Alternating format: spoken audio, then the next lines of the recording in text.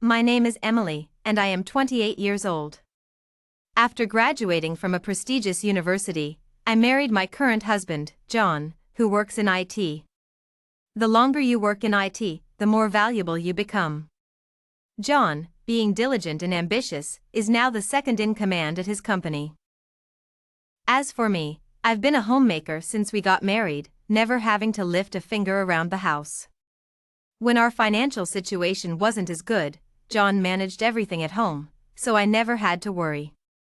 Now that we are better off and have a housekeeper to handle everything, I have even less to concern myself with. Recently, I've noticed that John has been traveling more frequently. With a woman's intuition, I vaguely suspect that he might be seeing someone else. But it's just a hunch, I have no evidence. I kept trying to convince myself otherwise until this afternoon. I was at Red Sun Mall, heading to the CH boutique on the second floor, when my phone buzzed with several messages in quick succession, making my hand go numb from the vibrations. What now? Annoyed, I opened the messages, and instantly felt like I had been struck by lightning. What is going on? How could my husband be out shopping with another woman and looking so intimate? Staring at the clear photos on my phone, I felt my scalp tingle, almost unable to think straight. Ma'am, you don't look well. Are you feeling unwell? I brought you some juice. The young and beautiful sales assistant at the shoe store handed me a glass of juice and knelt down to help me try on the latest shoes. I'm fine. I have something to do today, so I won't try them on. After a brief exchange, I hurried out of the shoe store and quickly headed to the escalator, decisively going up to the third floor. I know all the high-end brands here like the back of my hand. The location in the photo was clearly the second store on the left on the third floor, Seoul Women's Wear. Fueled by anger, I marched towards Seoul, and in a few steps, I saw John and a tall, fair-skinned beauty with long legs. The long-legged beauty was holding John's arm, smiling radiantly. No one would believe they were just friends. So he really is seeing someone else. That pair of cheaters. I was furious and quickly ran towards them. Ah! In my haste, I didn't watch my step and twisted my ankle. A sharp pain shot through me, and I instinctively sat down in the resting area by the elevator. I was wearing a pair of expensive Prada shoes today, but the heel was thin. Looking at the broken heel and my swollen foot, I was momentarily stunned. No, this isn't right. I can't just rush over like a madwoman. If I do, they'll just see me as a crazy person and feel even more triumphant. I might end up as an unemployed, divorced woman. Maybe it was because John hadn't been home much for the past 5 months that I was mentally prepared. My rationality quickly returned and took control. I struggled to stand up, took off the other shoe, and limped barefoot towards the store across from me.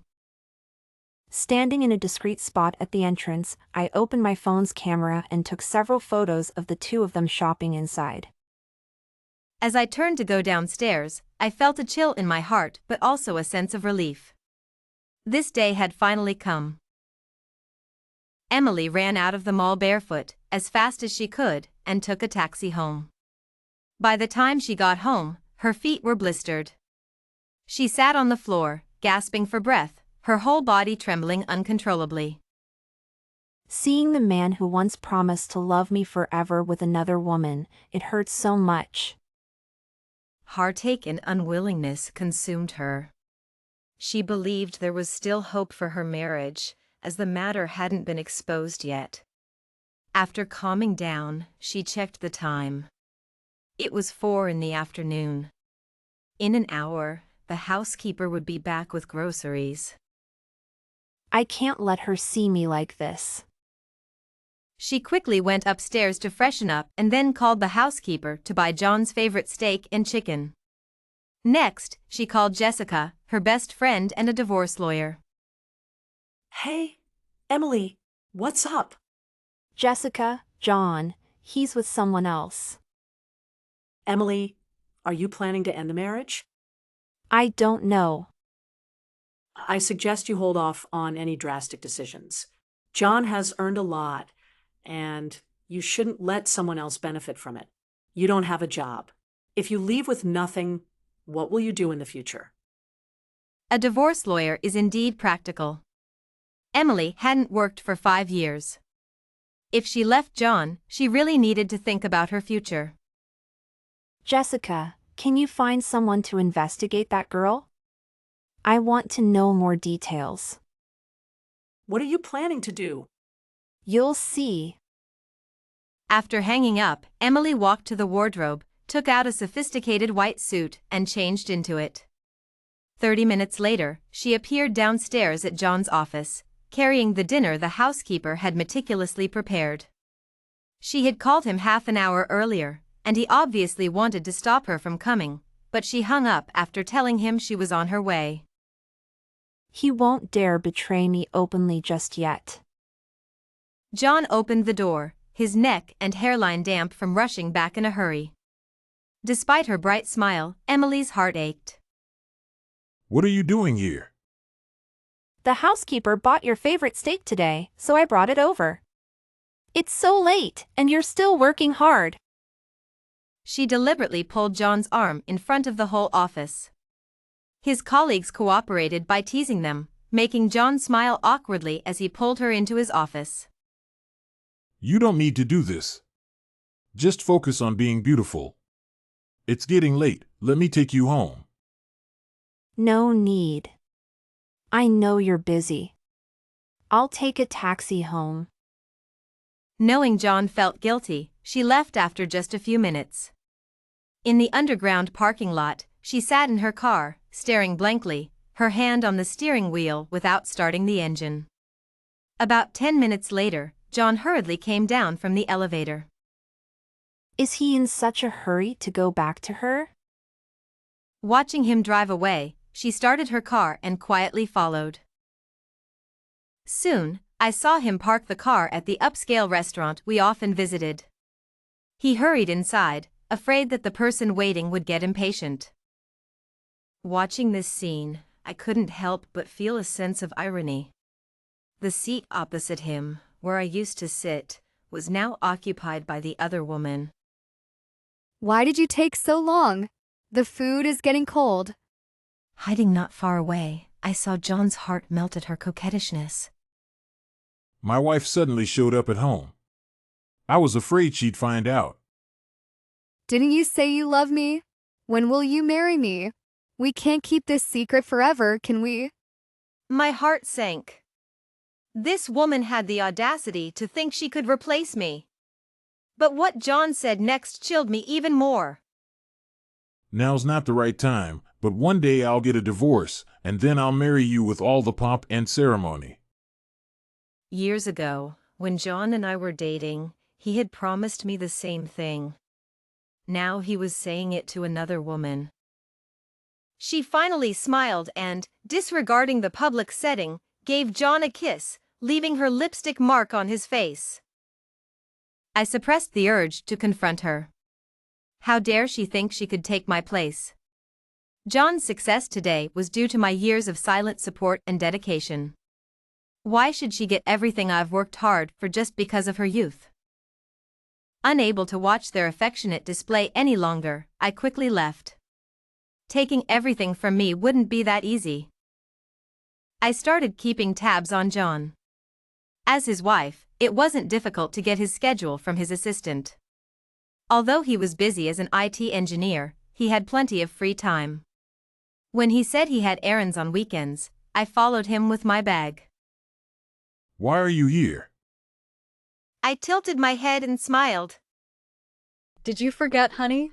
Last week you told me you had a gathering with friends today and wanted to bring me along. Did you forget? I told you. Of course, who else would you tell? Seeing my innocent smile, John became flustered. Of course, I told you. All right, let's go.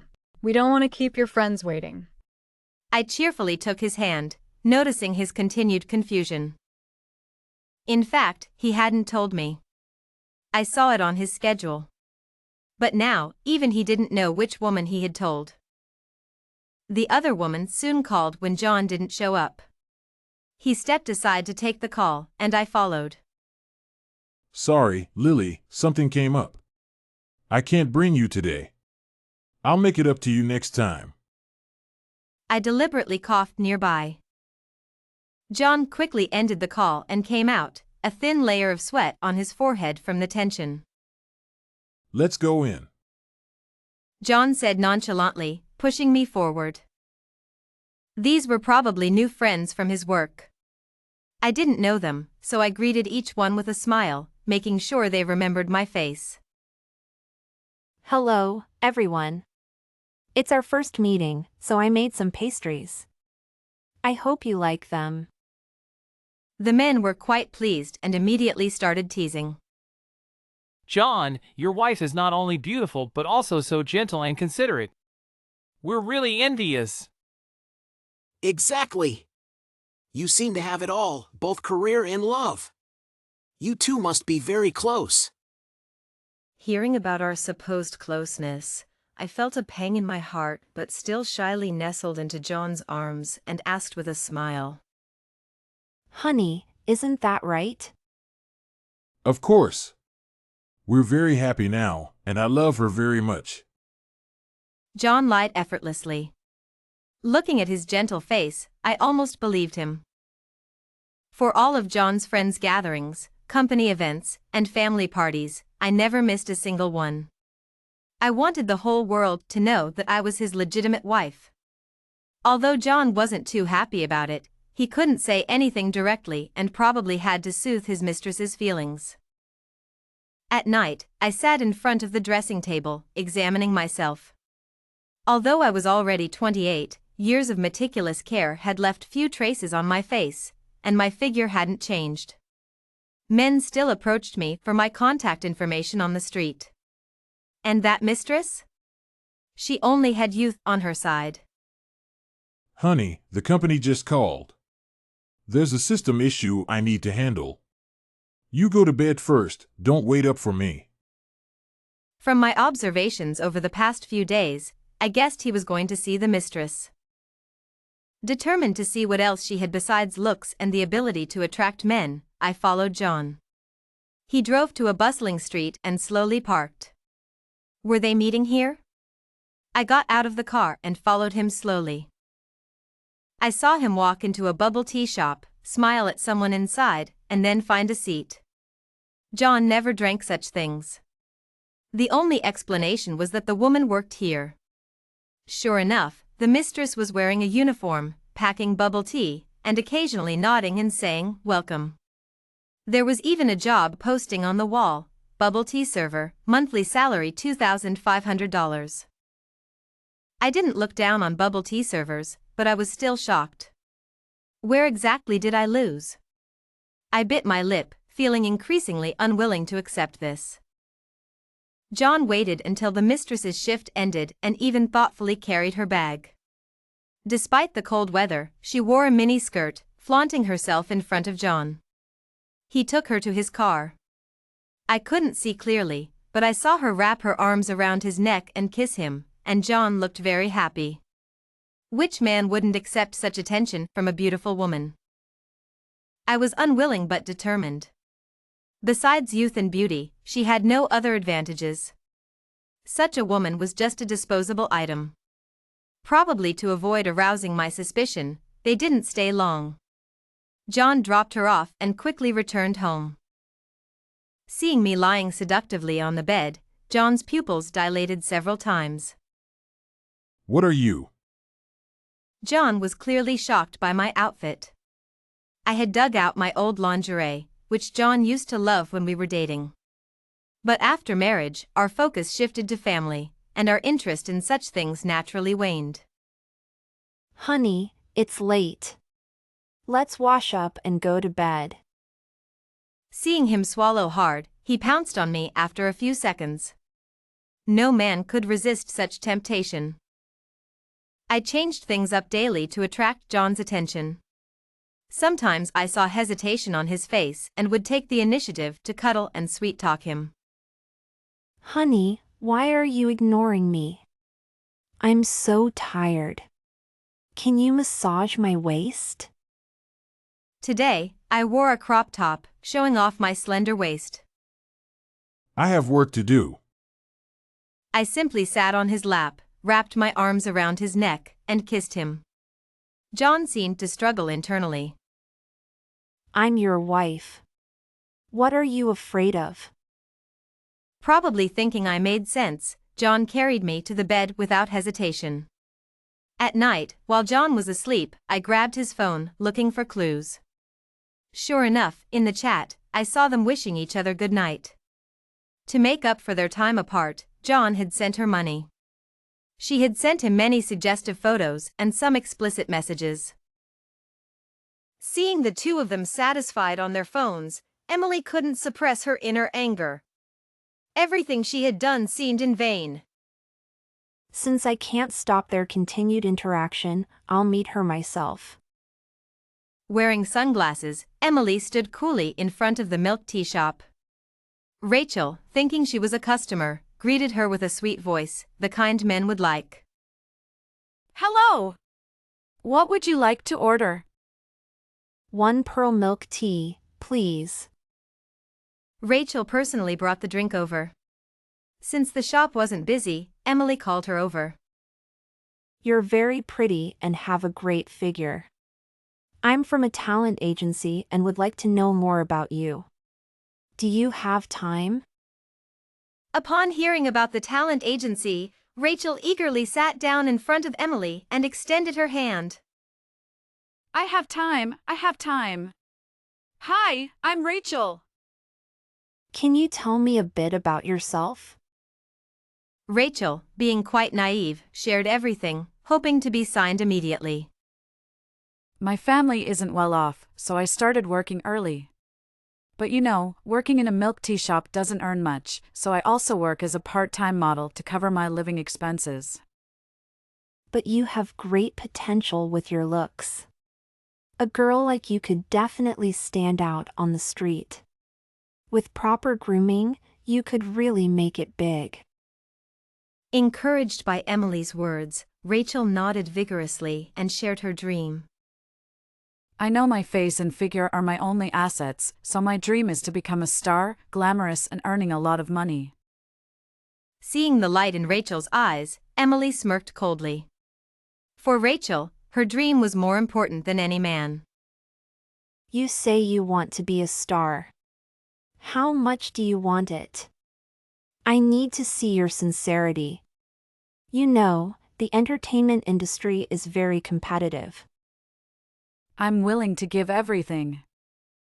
I see. Let's exchange contact information. How should I address you? If you think I'm good enough, you can contact me anytime. Call me Emily. Is it the happy Emily? No, the ruthless Emily. Just as Emily was about to leave, John walked in, startling her. She quickly lowered her head, thankful for her sunglasses. Hey John, you're here.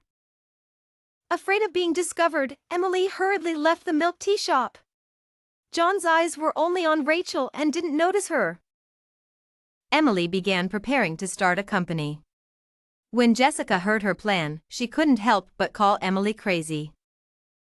You're actually going to help the other woman achieve her dream? She's the other woman. Aren't you afraid she'll turn against you? While contacting a few wealthy acquaintances, Isabella responded to her friend Jessica. If I can help her achieve her dreams, it means I can also make her fail miserably. Don't worry, I know what I'm doing. Be careful. If John is determined to leave you, this marriage can't be saved. Isabella couldn't help but feel a bit sad but stubbornly replied. Even if John wants to leave me, I won't let that other woman get away with it. Isabella hadn't worked in society for 5 years, and starting over was extremely difficult. She sought advice from the wealthy ladies she knew and asked for their help. Fortunately, she was a graduate of a prestigious business school. Although it was tough at first, she eventually got the hang of it. You've been so busy lately. What's going on? I just can't stand being at home all the time. I want to find a job again. Didn't we agree that I would earn the money and you would stay beautiful? Work is too tiring. You should just stay at home. Isabella couldn't help but let her mind wander. When she wanted to ask more, John was already on his phone, probably chatting with Rachel. After the company was established, Isabella immediately took charge of the recruitment process and also informed Rachel to come for an interview. With her efforts and Isabella's manipulation, Rachel quickly became the top candidate. The company swiftly packaged her, and she even starred in a web series. With Isabella's strong support, Rachel quickly became a rising star. Because of her work commitments, Isabella spent more time outside, which inevitably made John suspicious. One day, he unexpectedly drove to pick her up. She had to quickly go to a nearby cafe and pretend she had just finished having afternoon tea with friends.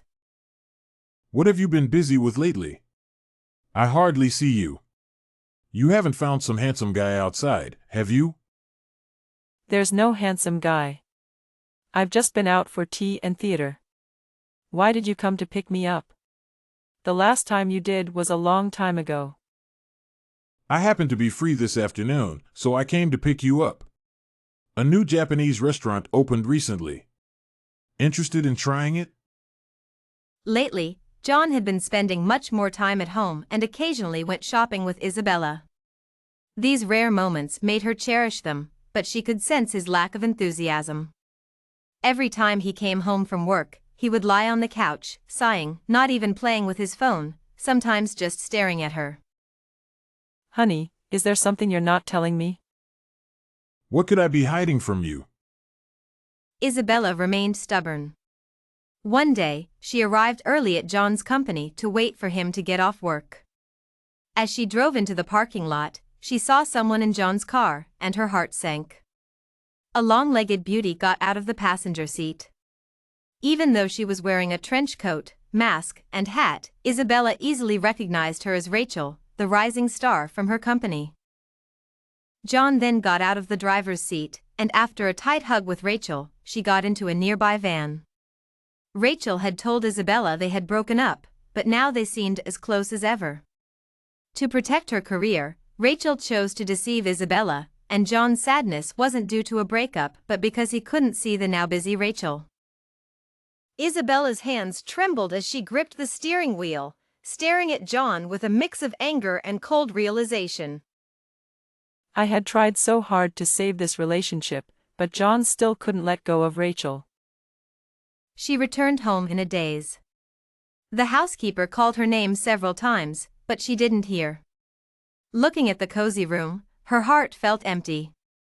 Hugging her knees, she began to cry softly. Just as she made up her mind, John called. With hesitation, she answered. Honey, I've indeed been hiding something these past days, but I've let it go now. I think we need to talk. Isabella felt disoriented. What did he mean? Was it about him and Rachel? What do you want to talk about? About Rachel. Let's meet and talk. Could what she saw earlier have been their breakup scene? Thinking back, it did seem like a farewell. All right, let's meet at New Wave Cafe at 7. I'll be by the window. John hung up.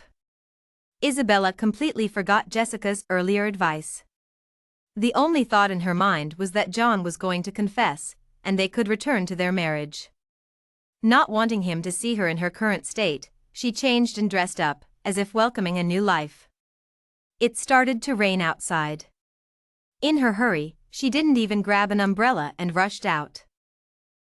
On the way to meet John, she imagined countless scenarios of him confessing and them getting back together, but she didn't expect an accident. Because it was raining, she was driving cautiously. Suddenly, a black car sped through the intersection and crashed into her. With a loud bang, Isabella felt the world spin. The car hit the ground hard, and she was jolted, unable to move. Before she could react, Blood started dripping from her head, and her vision turned red. The sounds of brakes and screams outside blended together, but she felt her consciousness fading. She even saw John's face, reaching out to her, smiling. Honey, come here. John. Later, Emily was awakened by pain. She opened her eyes to see John and Jessica's enlarged faces, which startled her. What are you doing? Honey, you're awake. You really scared me. Didn't you ask me to meet you at the New Wave Cafe to talk about Rachel? Hearing Rachel's name, Jessica looked at John, waiting for his response. I just wanted to talk to you about her. Didn't you always show interest in entertainment industry stuff? Emily's heart slowly turned cold. She had been eagerly waiting for his confession, even got into a car accident on the way, and now he was trying to brush her off with such a flimsy lie. Did you really ask Emily to drive out in the rain just to chat about this actress? Do you know Rachel? John was left speechless, scratching his head nervously. I had imagined countless times how we might reconcile, but the current John disappointed me immensely. Honey, let's talk about everything once you're better.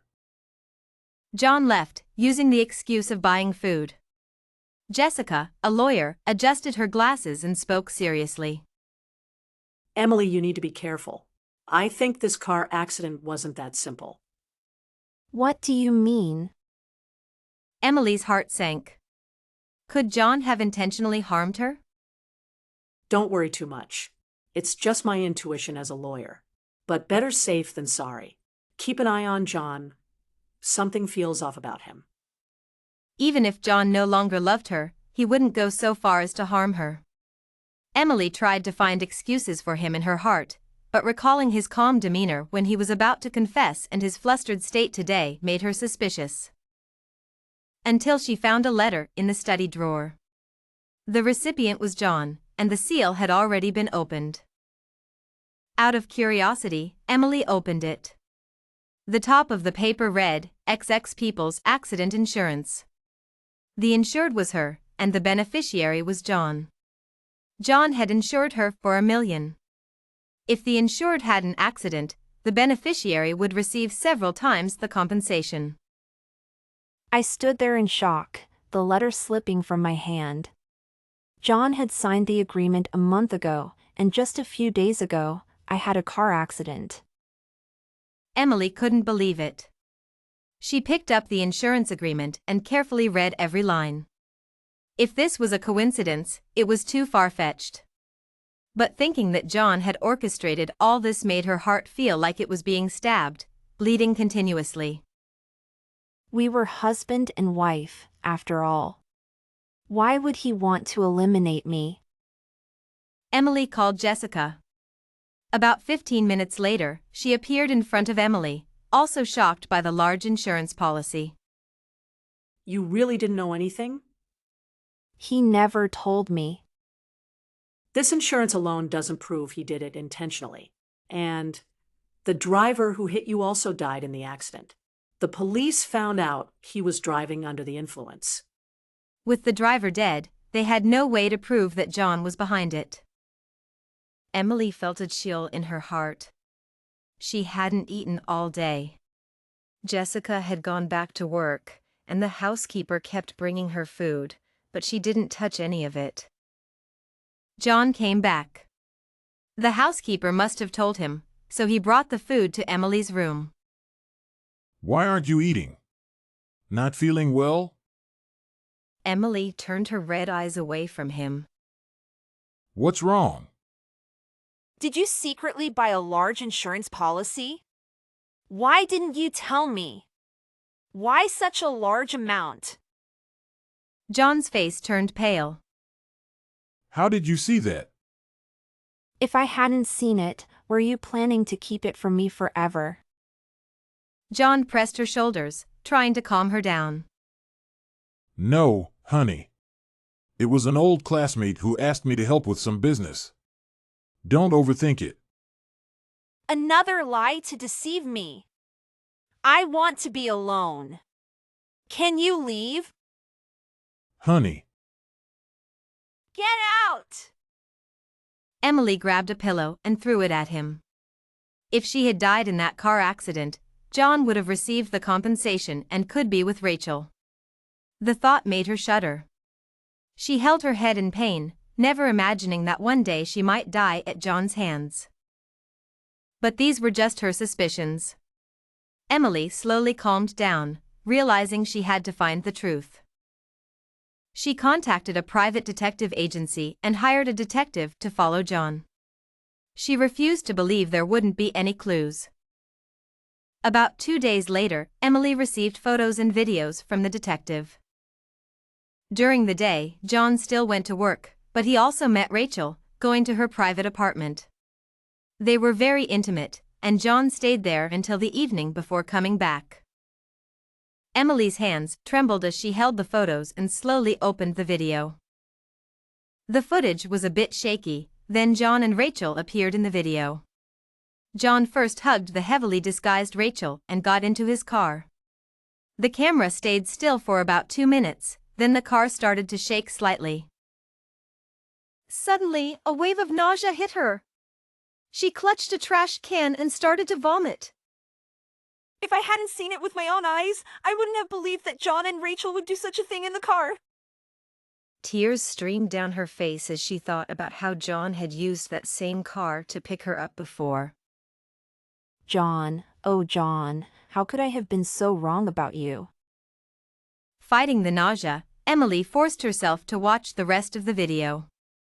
Afterward, John sat in the driver's seat smoking, while Rachel seemed to be saying something to him. She turned up the volume and faintly heard a few words. Let her get through this, completely in the dark. Does she really think I'm that stupid? Emily replayed it several times, trying to piece together Rachel's words. She realized Rachel might have discovered her game and teamed up with John against her. When did she find out? Was she just playing along and using me? Her right hand trembled involuntarily, scattering the photos on the table. She covered her eyes in pain, hating herself for underestimating the situation. Despite her injury, she decided to go to the office. As she walked in, the employees greeted her. Good morning, Emily. She nodded in acknowledgement and asked where Rachel was. She's in the makeup room. Emily quickly walked over. Rachel was sitting there, playing with her phone, only looking up when the makeup artist coughed. Emily, what are you doing here? Is your leg better? How did you know I hurt my leg?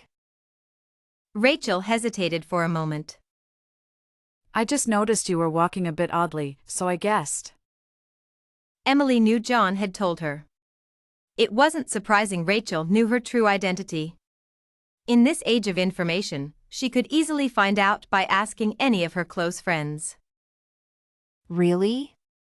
You're quite observant. Emily smiled and then dramatically threw the photos the detective had sent her onto the table. The makeup artist's eyes widened in shock. Rachel picked up the photos, her face turning pale. Emily. You can leave now. The makeup artist left, glancing back at the photos on the floor in disbelief. I'll give you a chance to explain.